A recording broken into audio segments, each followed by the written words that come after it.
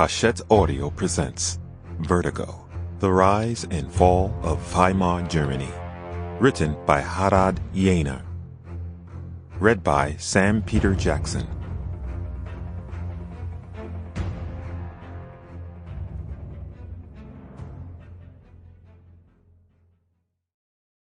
Preface: The New Life. History is sometimes made with a camera. In 1925, in her studio on Kurfürstendamm, Berlin, the photographer Frieda Ries posed the young boxer Erich Brandl naked in front of her lens. His trained body was lit with a sophistication usually reserved for female nudes. When the art dealer Alfred Flechtheim published the full-page pictures from the shoot showing the boxer nude from the front and from behind in his trend-setting magazine Querschnitt, Cross-Section, both photographer and editor had a sense of being ahead of their time.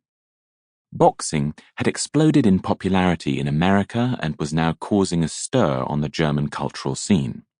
There was much to be learned from boxing matches.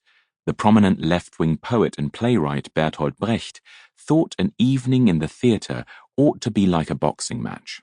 He installed a punching ball in his study, and the author Vicky Baum trained regularly in a boxing club. The word Körperkultur, body culture, did the rounds. The immaculate, fully trained body became an obsession of the age. The picture-hungry Weimar Republic had a particular weakness for women photographers and the female gaze. The most interesting, innovative creators in this new craft were women. Frieda Ries had directed Erich Brandl to look at the floor. That way he appeared more like an object than if he had shown his face and looked at the viewer. Ries also forbade him to pose in the usual challenging boxing stance. Rather than covering himself with raised fists, Frieda Ries asked him to raise his right arm a little to make his body appear less shielded.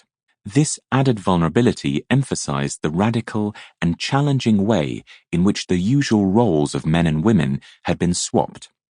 Even in the provocative 1920s, a woman reducing a male body to the status of object as lovingly as Ries did in this picture wasn't something that happened often.